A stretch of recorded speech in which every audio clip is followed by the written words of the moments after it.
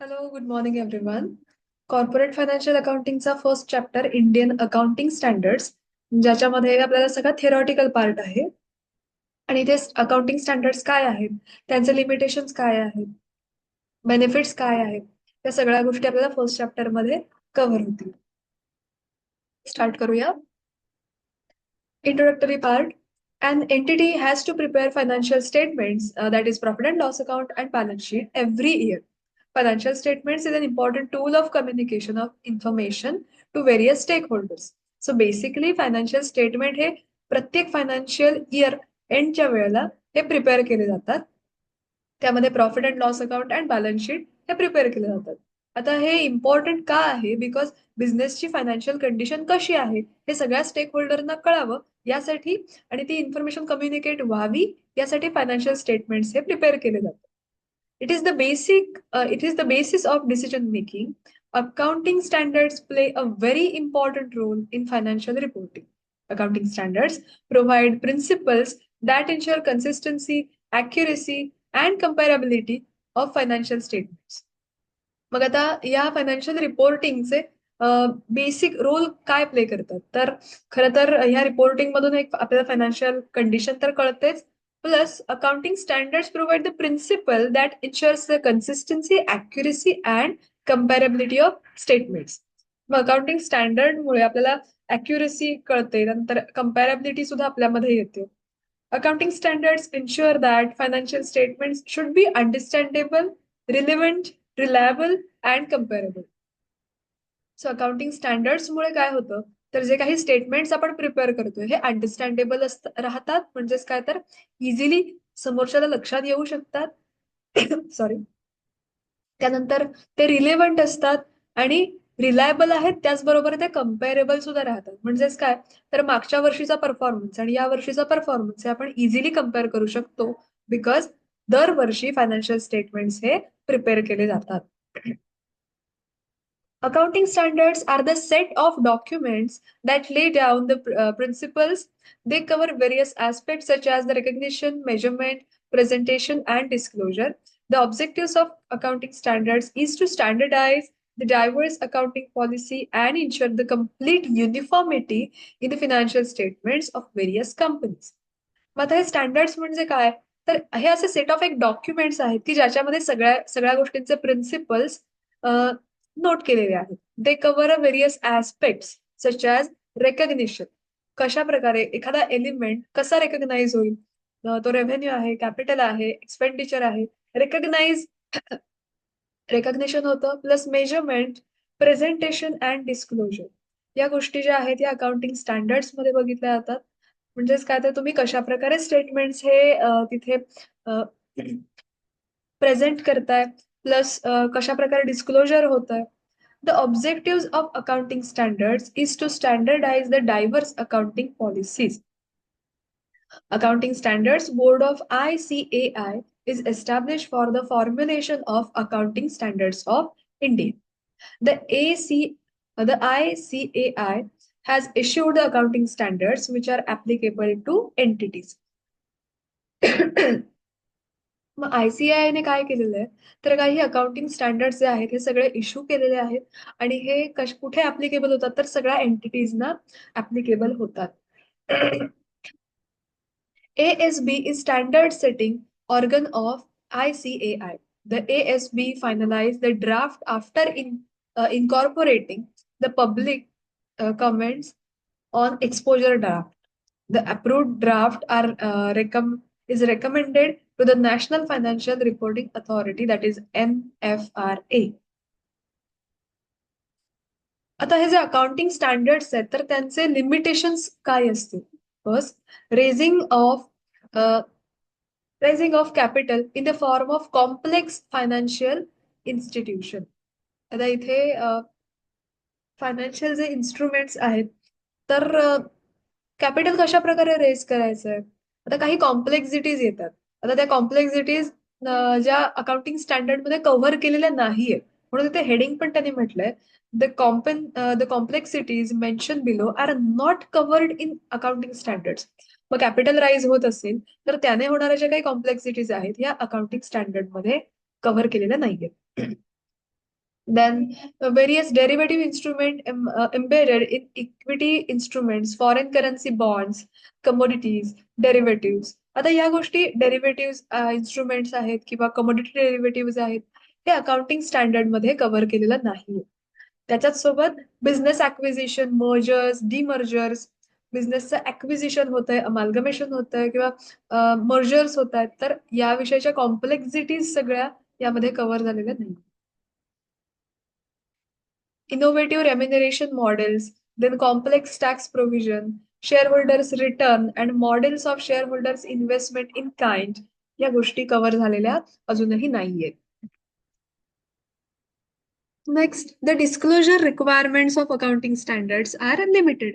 आता ज्या काही रिक्वायरमेंट्स आहेत डिस्क्लोजर होणार आहेत त्या अकाउंटिंग स्टँडर्ड्स मध्ये लिमिटेड आहेत.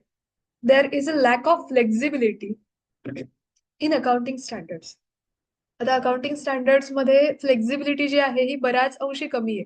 कारण स्टँडर्ड्स काय सांगतात की हे रूल्स आहेत, ह्या टर्म्स आहेत आणि या अशाच अप्लाय होतात. सो तिथे फ्लेक्झिबिलिटी जी आहे ही खूपच कमी आहे. The scope of accounting standards is restricted. Accounting स्टँडर्डचा स्कोप हा त्यांच्या ज्या काही फ्रेमवर्क आहे किंवा त्याचे फ्रेम आहे तर त्यापर्यंतच लिमिटेड राहतो. त्याचा स्कोप जो आहे हा रिस्ट्रिक्टेड आहे, तितकासा वायडर नाही. It becomes difficult for management to select a particular method as every method has its own pros and cons. बरेचदा मॅनेजमेंटला कधी कधी डिफिकल्ट होऊन जातं बिकॉज प्रत्येक गोष्टीचे प्रत्येक मेथड्सचे त्यांचे असे प्रोज अँड कॉन्स आहेत, म्हणजे त्यांचे बेनिफिट्स आणि लिमिटेशन्स आहेत. Next is need for global accounting standards in India.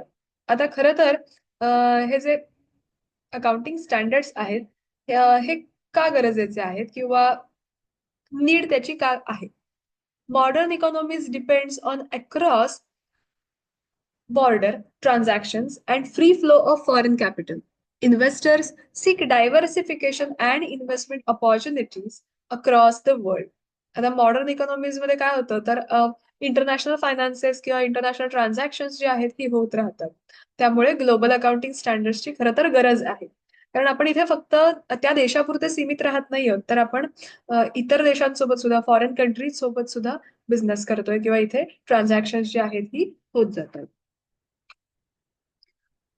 Investors seek diversification and investment opportunities across the world. Companies undertake the transactions or have international operations in multiple countries. आता ज्या companies आहेत तर त्यांचे international operation सुद्धा बरेचसे वेगवेगळ्या countries मध्ये होतात, मल्टिपल कंट्रीज मध्ये होतात. आणि त्यामुळे आपण त्या एका पर्टिक्युलर सिच्युएशन मध्ये कशा प्रकारे अकाउंटिंग करतोय यासाठी ग्लोबल अकाउंटिंग स्टँडर्ड्स असणं गरजेचं आहे. Investors and others using financial statements based various accounting principles found decision making quite difficult. आता जे इन्व्हेस्टर्स आहेत किंवा इतर जे आहेत की जे फायनान्शियल स्टेटमेंट्स यूज करतात, वेगवेगळ्या अकाउंटिंग प्रिन्सिपल्स यूज करतात वेगवेगळ्या प्रकारचे अकाउंटिंग स्टेटमेंट्स तयार करण्यासाठी, इट क्वाईट बिट डिफिकल्ट. जो डिसिजन मेकिंगसाठी ज्या काही गोष्टी लागतात तर त्या या स्टँडर्ड्समुळे थोड्याफार डिफिकल्ट होत चाललेल्या आहेत. कारण वेगवेगळ्या देशांसोबत जेव्हा आपण बिझनेस करतोय, ट्रान्झॅक्शन करतोय, तेव्हा तिथे अप्लाय करण्यासाठी ग्लोबली अकाउंटिंग स्टँडर्ड्स असणं गरजेचं आहे. Need was failed to revamp the current accounting standards due to their limitations in deal with emerging business transactions and structure. International investors were apprehensive to rely on the financial information of Indian companies due to their limited understanding of framework. They often sought Indian companies to produce financial statements under IFRS. Normally भारतामध्ये काय होतं तर इथे accounting standard जे आहेत हे इथले तेवढेच फॉलो केले जातात आणि तेवढं त्यांचं limited understanding of accounting framework राहतं. ग्लोबली जेव्हा आपण विचार करतोय तर त्यावेळेला सगळ्या गोष्टी ज्या आहेत हे आपल्याला फॉलो करणं गरजेचं आहे. ग्लोबल अकाउंटिंग स्टँडर्ड्सची गरज आहे. कारण अजून सुद्धा आपण फक्त तेवढे IFRS किंवा इंडियन अकाउंटिंग स्टँडर्ड्स ह्या एवढ्याच गोष्टी आपण फॉलो करतो.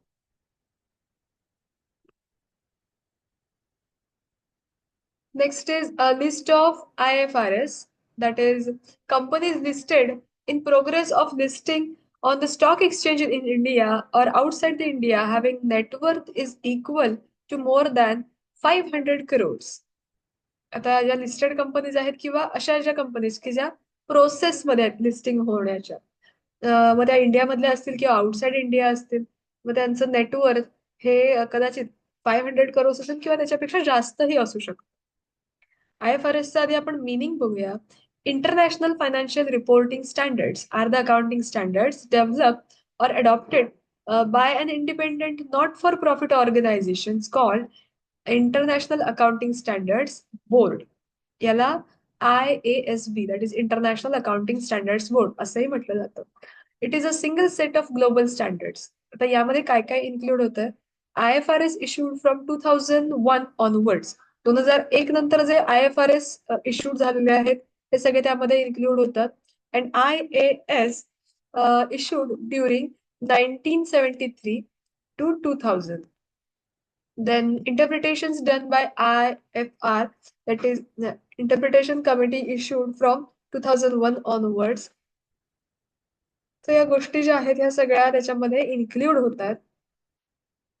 Indian accounting standards are national accounting standards converged with IFRS. आता जे इंडियन अकाउंटिंग स्टँडर्ड्स आहेत हे कशात, हे खरं तर नॅशनल अकाउंटिंग स्टँडर्ड्स आहेत. It converged with IFRS.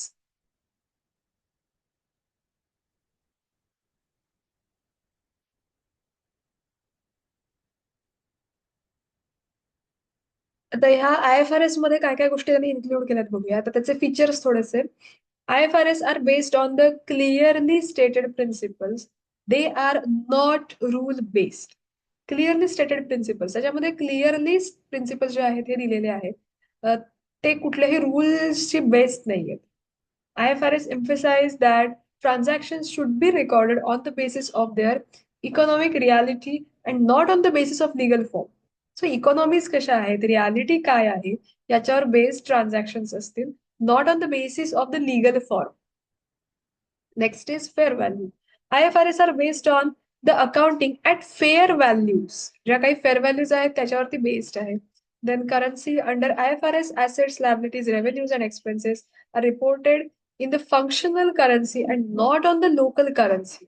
So IFRS मध्ये मधले ऍसेट असतील, लायबिलिटी, रेव्हेन्यूज, एक्सपेन्सेस हे सगळे फंक्शनल करन्सीज मध्ये रेकॉर्ड होतात, not in local currency. So these are the features of IFRS. आणि इथे आपला फर्स्ट चॅप्टर जो आहे त्यातल्या इम्पॉर्टंट थेरॉटिकल कन्सेप्ट कम्प्लीट झालेले आहेत. Thank you.